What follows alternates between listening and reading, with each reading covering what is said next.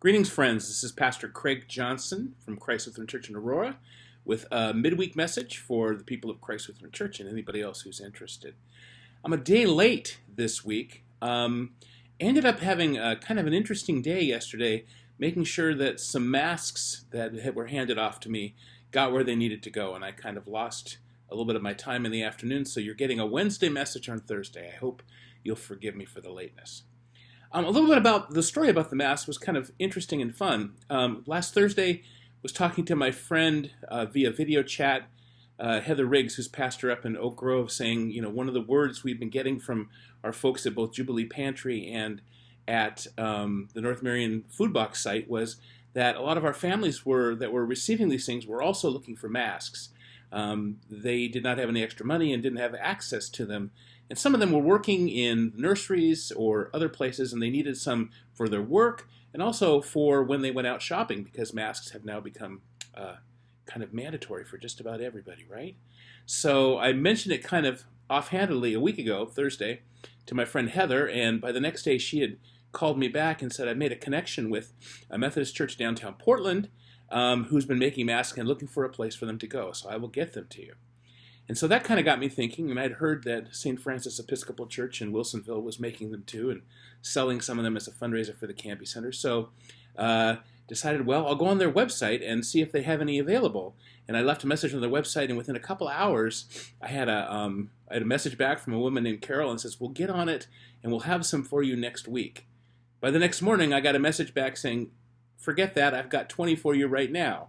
Come and pick them up. So we had masks from St. Francis, and also St. Francis of Assisi, and then from the United Methodist Church. So we ended up having no masks to having 200 masks. And all of these were brought and kind of carried forward by a variety of different people, and it felt like a relay race to me to get these masks from Portland and from Wilsonville down to Hubbard, to Jubilee Pantry, and to our PTO site. So we know masks are important. They're a way of both protecting ourselves, but more so protecting one another as we seek to not pass on this virus to other folks.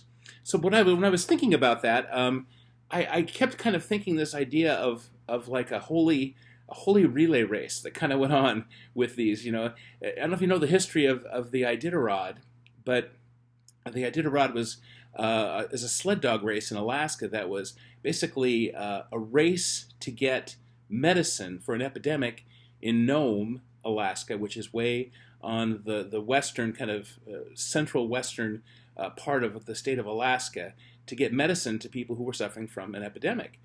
And so they used a way of having these sled dog people bring what was needed from far away to where it was needed. So it felt like a relay Iditarod race of sorts to get masks to people that need them. But I kept thinking about Hebrews 12, and talks about the example of Jesus. And it says, therefore, since we are surrounded by so great a cloud of witnesses, let us also lay aside every weight and the sin that clings so closely, and let us run with perseverance the race that is set before us, looking to Jesus, the pioneer and perfecter of our faith, who, for the sake of the joy that was set before him, endured the cross, disregarding its shame, and has taken his seat at the right hand of the throne of God.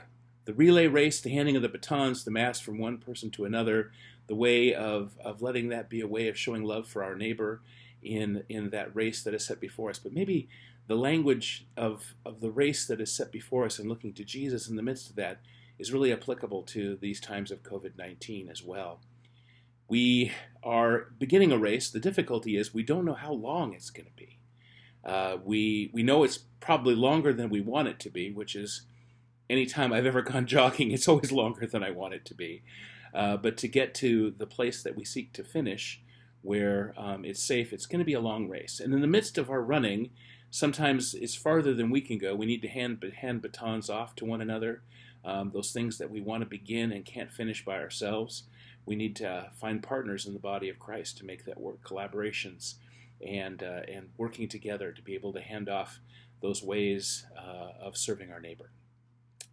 But also knowing that as we run, we look to Jesus, the pioneer, perfecter of faith, the one who has walked this journey of life and is the example that we set our eyes upon. We're going to talk a little bit more about that when we hear the message from John 14 for Sunday, and the idea of looking to the path or looking to the person who walks the path. And we'll talk a little bit more about that when we look at our text for Sunday from John 14.